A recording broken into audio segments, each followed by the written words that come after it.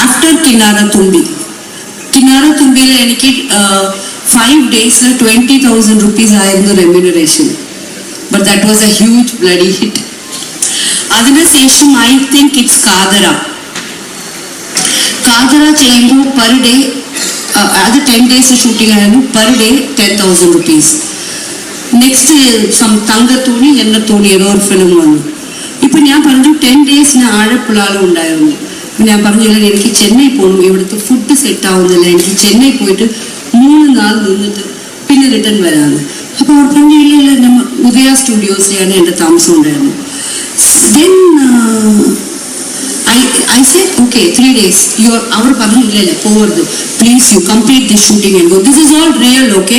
I M not lying, I'm not doing ചുമ്മാ உங்களுக்கு വേണ്ടി എൻ്റർടൈൻ ചെയ്യാൻ വേണ്ടി പറയുന്നില്ല, സത്യമാണ്. എനിക്ക് മണീൻ്റെ വാല്യൂ അറിയത്തില്ല, അപ്പോൾ എനിക്ക് സുത്തമായതും தெரியாது. സോ അപ്പോൾ ഞാൻ ചോദിച്ചു, ഓക്കെ എനിക്ക് 1 lakh കൊടുക്കണം. ഇപ്പോൾ ഐ എം ഹാപ്പി. എന്നോട് വാനിറ്റി ബോക്സ് മേക്കപ്പ് ബോക്സിൽ I have 1 lakh rupees 10,000 10 days. ഇപ്പം ഇവിടെ അടുത്ത് 1 lakh ചോദിച്ചാൽ ഓക്കെ പറഞ്ഞു. ഞാൻ വിചാരിച്ചു എന്താണ് നമുക്ക് വീട്ടിൽ പോകണം, ഇവർ ഇത് ഓക്കെ പറഞ്ഞു. അപ്പോൾ പെട്ടെന്ന് 1 lakh കൊടുത്തിട്ട് നെക്സ്റ്റ് ഡേ എനിക്ക് അവിടെ അടുത്ത ഷൂട്ടിംഗ് ഉണ്ടായിരുന്നു. അവിടെ 3 days പറഞ്ഞല്ലേ.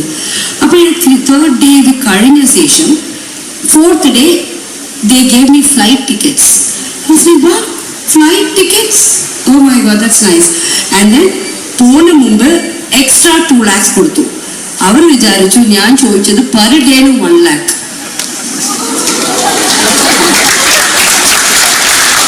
So for 3 days എനിക്ക് കിട്ടിയത് 3 lakhs. I was like, അത്ര പൈസ ഞാൻ കണ്ടിട്ട് പോലുള്ളൂ എൻ്റെ കണ്ണ്. സോ എൻ്റെ വാനിറ്റി കേസിൽ ഇപ്പം എൻ്റെ അടുത്ത് 4 lakhs 10,000 rupees ഞാൻ ആദ്യം ഇത് വാങ്ങി കഴിച്ച് ഗാലി. 3 lakhs 90,000 rupees I am carrying in a flight. So ഇത് എൻ്റെ 3rd film remuneration. അതിന് ശേഷം I took 3 to 4 lakhs per call sheet. And I worked 2 calls, at least 2 call sheet per day. So I am rich.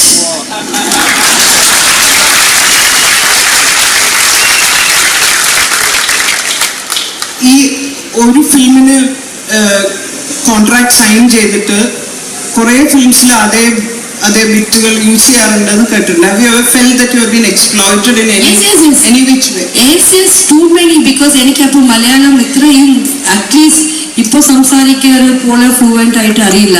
അവർ എന്താ പറഞ്ഞാലും എനിക്കറിയില്ല, dialogue അറിയില്ല. അതേ costume എടുക്കും, നെക്സ്റ്റ് സംബന്ധമില്ലാതെ ഒരു സീൻ ചെയ്യാൻ പറയും, ഞാനത് ചെയ്യും. എനിക്കെന്താ അറിയില്ല, ലാംഗ്വേജ് അറിയില്ല. അറ്റ് ലാസ്റ്റ് ഈ ഫിലിമിൽ 2 പേരിൽ വരും. ഇതൊരു കാമേശ്വരി, അതൊരു കാദംബരി. ഇതെന്താണ്? ഇത് 2 ഫിലിമാകും. അങ്ങനെ ആയിരുന്നു. അപ്പൊ എനിക്ക് വേദന തോന്നുന്നു. Okay fine. പക്ഷെ ഞാൻ അതിനുശേഷം എന്ത് ചെയ്ത, കേരളത്തിൽ വർക്ക് ചെയ്യില്ല, കം ടു ചെന്നൈ എന്ന് പറഞ്ഞു. കാരണം ഇപ്പൊ എന്നെ ഇവിടെ വിളിപ്പിച്ച നിങ്ങളുടെ ഇഷ്ടമാണ് ഷൂട്ടിംഗ്, എൻ്റെ ഇഷ്ടത്തിനില്ല. അതുകൊണ്ട് ഞാൻ പറഞ്ഞു കം ടു ചെന്നൈ. ആൻഡ് അത് അങ്ങനെ ആയിപ്പോയി. അത് എനിക്ക് കുറേ നടന്നിട്ടുണ്ട്.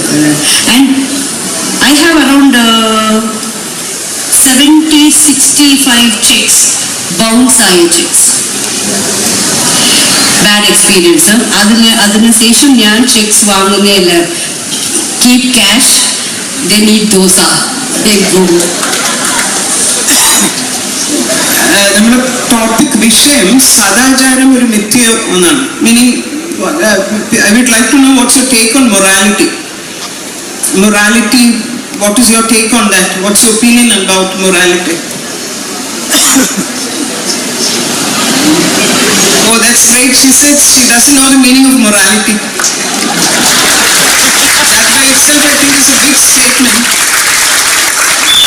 So somebody will have to explain to her now what is morality. Now that's a question that she wants to ask. So how do you explain morality?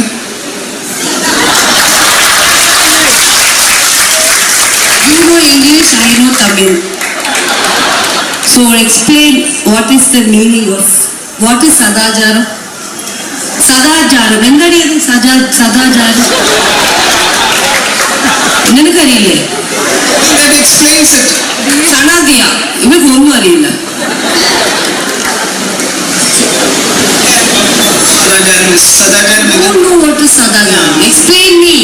ആരെ മോറൽ പോളിസി ഏതോ police അത് പറയൂ somebody knows please explain വിഷയത്തിന്റെ ഗൗരവം ഞാൻ last 15 minutes when to the ഓഡിയൻസിന് തരാം. Okay, so ഈ ചെക്കുകൾ ബൗൺസ് ബാക്ക് ചെയ്തതല്ലാതെ വേറെ ഏതെങ്കിലും രീതിയിൽ എക്സ്പ്ലോയിറ്റേഷൻ ഉണ്ടായിട്ടുണ്ട് അല്ലെങ്കിൽ ഇൻഡസ്ട്രിയിൽ അങ്ങനെ ഉണ്ട് എന്ന് തോന്നുന്നുണ്ടോ? അങ്ങനെ ഇൻഡസ്ട്രിയൽ എക്സ്പ്ലോയിറ്റേഷൻ സ്റ്റോപ്പ് ചെയ്യാൻ we were talking about having internal complaint cell, അങ്ങനെ വല്ല സിസ്റ്റമും ഇൻഡസ്ട്രിക്കകത്ത് വേണം എന്ന് ഷക്കിലേക്ക് തോന്നുന്നുണ്ടോ? So that you can, if you have any complaints you can go register it within the production house itself. അങ്ങനെ വേണമെന്നുണ്ടോ? അതിനെ പറ്റി എന്താണ് അഭിപ്രായം? Actually, it's nice. What you said, ICLA. Internal Complaint Cell. Yeah, that is very nice. But cinema industry യിൽ അത് വെച്ച ആരെങ്കിലും പോയി അവിടെ ഒരു കംപ്ലൈന്റ് ചെയ്ത ഡു യു തിങ്ക് അവർക്ക് നെക്സ്റ്റ് ക്യാരക്ടർ കിട്ടും? കിട്ടില്ല. Am I right? You go and complain against something. After that, നിങ്ങൾക്ക് അവിടെ ജോലി കിട്ടുമോ?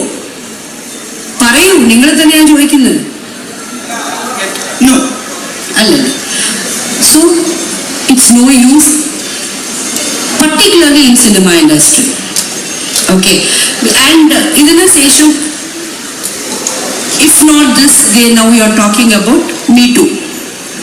ഞാൻ ചോദിക്കുന്നത്, why do you have to degrade yourself like that person called me, this person raped me? Why?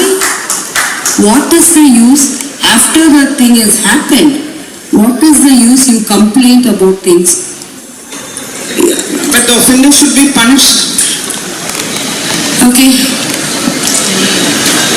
How many of them were punished, as you know? What happened to Delhi, those rape cases, Hyderabad rape cases? What happened to them? They are literally given biryani and a drink and even grass and wheat. They are eating, having a happy life, and they will come out and get married to someone, and still they will be doing the same. So why not we fight for them first? The girls already happened for, so will be punished. How? What is the law today? I don't understand.